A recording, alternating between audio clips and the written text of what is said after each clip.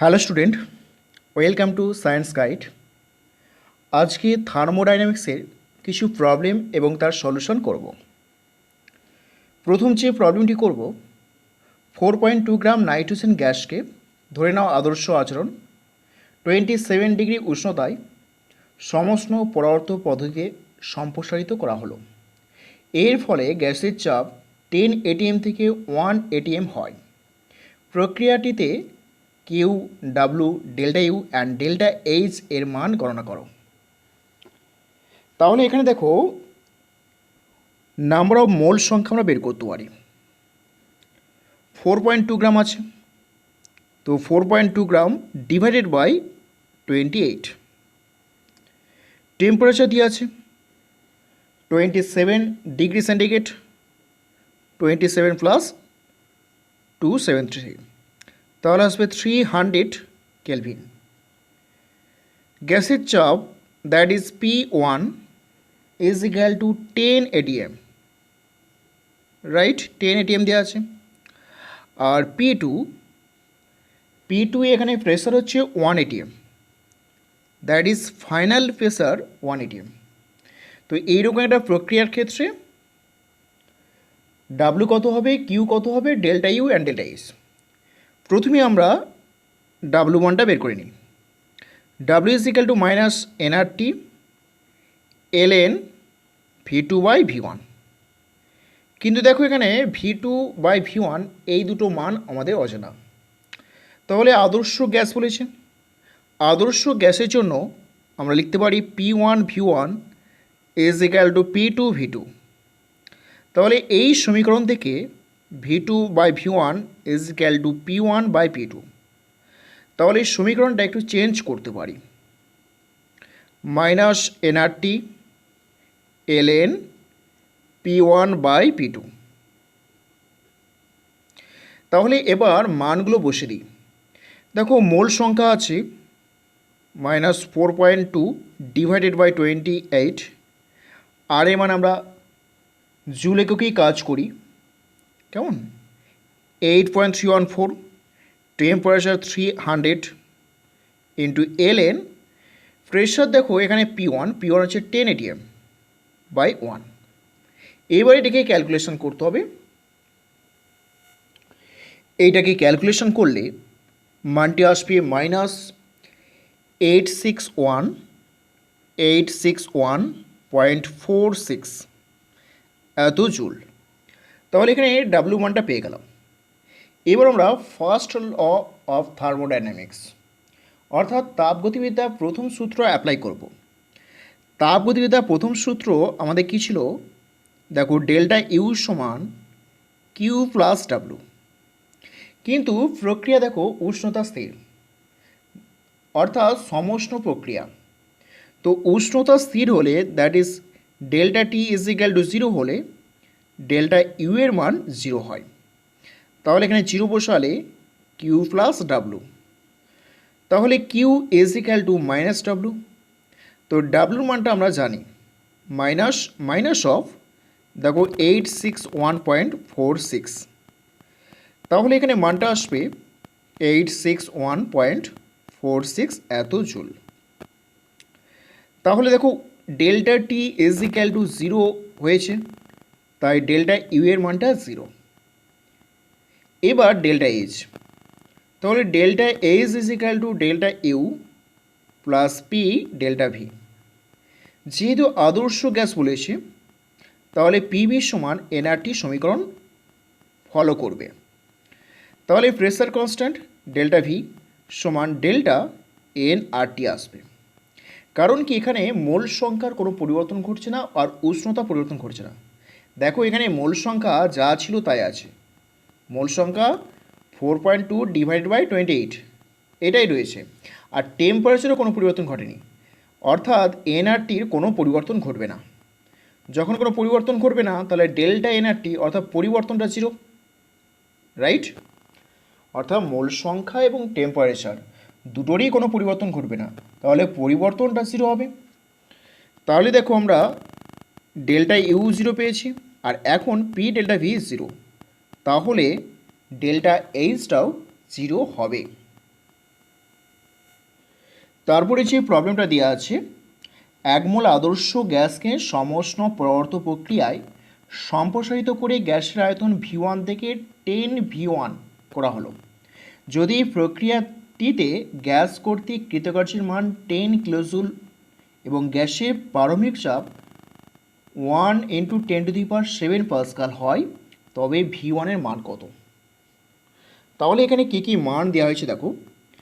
Number of mole, N এর মানটা 1 মোল দেওয়া হয়েছে, V1টাই V1-ই আছে, আর V2-র মান 10 V1। এবার গ্যাস দ্বারা কৃতকার্য, গ্যাস কর্তৃক কৃতকার্য, আচ্ছা গ্যাস নিজে কাজ করছে, তাহলে হবে -10 কিলোজুল। তো -10 কিলোজুল, এই কিলোজুলকে আমরা জুলে করে নিই, 10⁻³ জুল। ওকে, আচ্ছা এখানে পারমাণবিক প্রেসার দেওয়া আছে, তাহলে এখান থেকে আমরা কার্যের মানটা বের করতে পারি। কার্যের রাশিমালা W সমান, দেখো সমউষ্ণ পরাবর্ত প্রক্রিয়া দেওয়া আছে, তাহলে -nRT ln V2/V1, এই সমীকরণটা আমরা ইউজ করতে পারি। তাহলে মোল সংখ্যা এখানে -1, দেখো 1 মোল আছে, রাইট। আর এই মানটা আমি জুল এককে বসাই 8.314। টেম্পারেচার আমরা জানি না।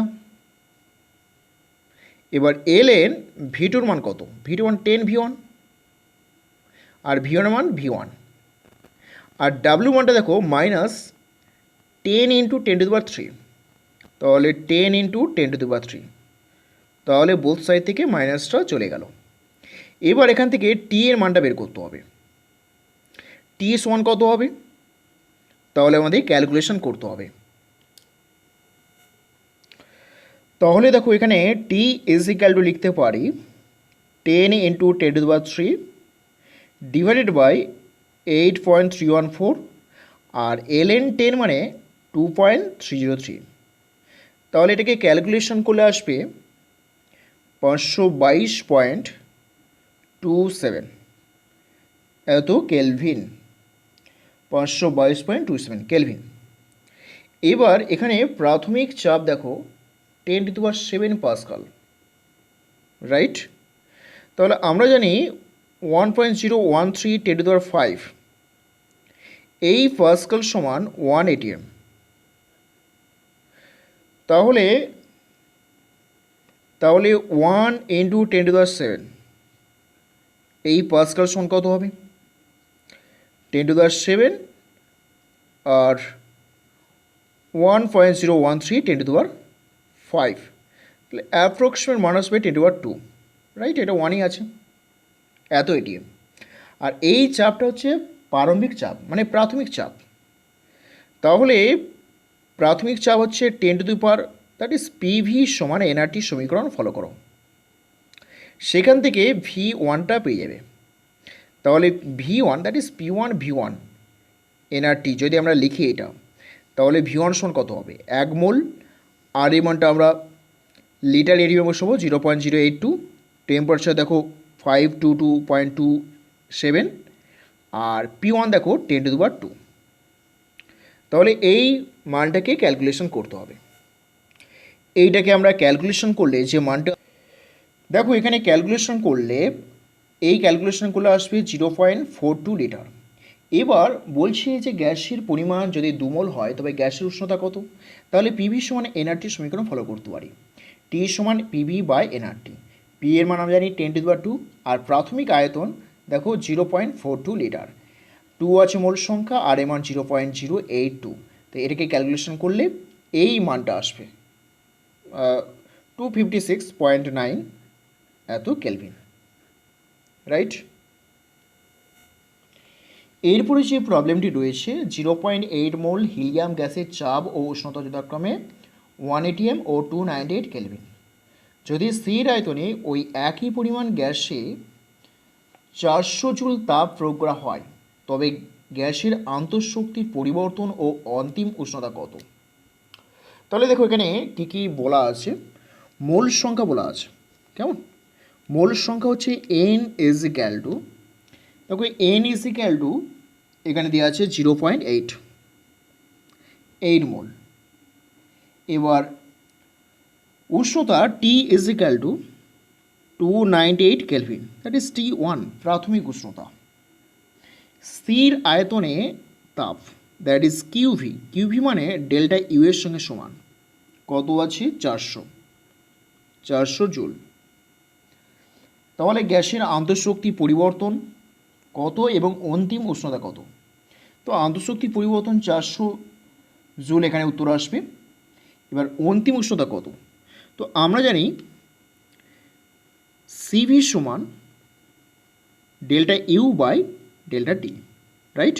আর এন মোলের জন্য কত? এন সিবি, এটা আমরা জানি এন মোলের জন্য। তাহলে এখানে দেখো টেম্পারেচার বের করতে হবে। তো ডেল্টা ইউ সমান এন সিবি আর ডেল্টা টি সমান কি? T2 minus T1। এবার ডেল্টা ইউ এর মান বসিয়ে দাও 400 জুল, এন হচ্ছে 0.8, সিভির মান দেখো প্রশ্নপত্রে দেওয়া আছে 3/2 আর। T2 বের করতে হবে, T1 হচ্ছে 298 কেলভিন। তাহলে 0.8 3/2 আর, তো জুল আছে, তাহলে আর এর মানটা জুলে বসাবো, T2 মাইনাস 298 কেলভিন। এবার এটাকে ক্যালকুলেশন করতে হবে। কি লিখব? T2 মাইনাস 298 কেলভিন সমান 400 ইন্টু 2 ডিভাইড বাই 0.8, 8.314, এইটা আসবে। তাহলে দেখো এটাকে যদি আমরা ক্যালকুলেশন করি, সেই মানটি আসবে 40.09। তো এবার T2 ইজ ইকুয়াল টু কত হবে? তাহলে 40.09 প্লাস 298। তাহলে এখানে ক্যালকুলেশন করলে আসবে 338.09 এত কেলভিন। এরপরে যে প্রবলেমটি বলে আছে, যদি স্থির চাপে ওই একই পরিমাণ তাপ প্রয়োগ করা হয় তবে আন্তঃশক্তি পরিবর্তন ও অন্তিম উষ্ণতা কত? তাহলে এখানে স্থির যখন চাপ হবে দ্যাট ইজ কিউপি, আর এই কিউপিটা ডেল্টা এইচের সঙ্গে সমান, আর সেটা কত? ওই একই তাপ 400 জুল। তাহলে এখানে ইকুয়েশন হবে এনসিপি সমান delta H by delta T. তো delta H is equal two আমরা কী লিখব? NCP T2 minus T1। তো মোল সংখ্যা দেখো এখানে 0.8 মোল, রাইট? সিপির মানটা দেখো এখানে নেওয়া নেই, তাহলে সিপি মাইনাস সিবি সমান আর জানি, তাহলে সিপি সমান আর প্লাস সিবি, আর প্লাস সিবি মানে 3/2 আর, তাহলে 5/2 আর, তাহলে এখানে 5/2 আর। তো যেহেতু এখানে জুল এককে আছে, তাহলে আর এর মানটা 8.314 বসাবো। T2 মাইনাস T1 হচ্ছে 298 কেলভিন, রাইট? আর ডেল্টা এইচ হচ্ছে 400। এবার এখান থেকে আমরা ক্যালকুলেশন করে নিই T2 মাইনাস 298 সমান কত হবে। দেখো এই দুইটা এখানে গুণ করে দিচ্ছি, 2 × 400 ডিভাইডেড বাই 0.85, 8.314। এবার এটাকে ক্যালকুলেশন করতে হবে। এইটাকে ক্যালকুলেশন করলে মানটা আসবে 24.05। তাহলে এখানে দেখো T2 is equal two 24.05 plus 298, তাহলে এখানে 298 যোগ করতে হবে। 298 যোগ করলে মানটা চলে আসবে 322.05 এই কেলভিন। এরপরে যে প্রবলেমটি দেওয়া হয়েছে, স্থির 1 atm চাপে 1 মোল পরিমাণে একটি এক পারমাণবিক আদর্শ গ্যাসের উষ্ণতা 25 ডিগ্রি সেন্টিগ্রেড থেকে 50 ডিগ্রি সেন্টিগ্রেড করা হলো। প্রক্রিয়াটিতে ডেল্টা ইউ ডেল্টা এইচ এর মান গণনা করো। দেখো এখানে 1 মোল বলেছে, তাহলে এন এর মানটা 1, সিভি সমান 3/2 আর, রাইট। টেম্পারেচার T1 25 273 যোগ করে দাও, তাহলে দেখো মানটা আসবে 298। আর T2 মান কত আসবে? T2 মান আসবে 50 ডিগ্রি বলা হয়েছে, তাহলে 50 প্লাস 273 যোগ করলে আসবে 3, 2 and 3 এই কেলভিন, রাইট। এবার আমরা এখান থেকে ডেল্টা ইউ অর্থাৎ সিভি সমান delta U by delta T. তো ডেল্টা ইউ সময় কি লিখব? CV dT, that is delta T. Delta T মানে কি? T2 minus T1। তাহলে দেখো সিবির মান 3/2 আর, আর এর মানটা কত বসাবো? 8.314। T2 কত? 323 মাইনাস 298।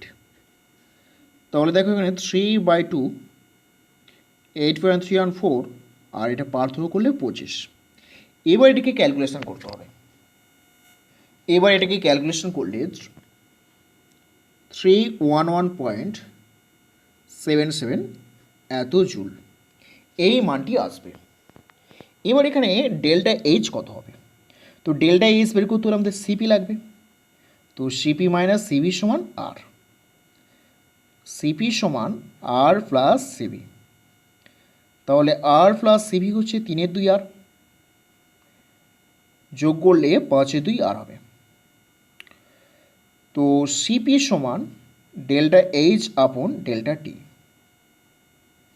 ডেল্টা এইচ সমান CP T2 minus T1। Delta H হচ্ছে 400, ডেল্টা এইচের মানটা বের করতে হবে এখানে। তো সিপির মান হচ্ছে, এখানে সিপির মান দেখো কত আছে? সিপির মান হচ্ছে 5/2 আর মানে 8.314। টেম্পারেচার কত হবে?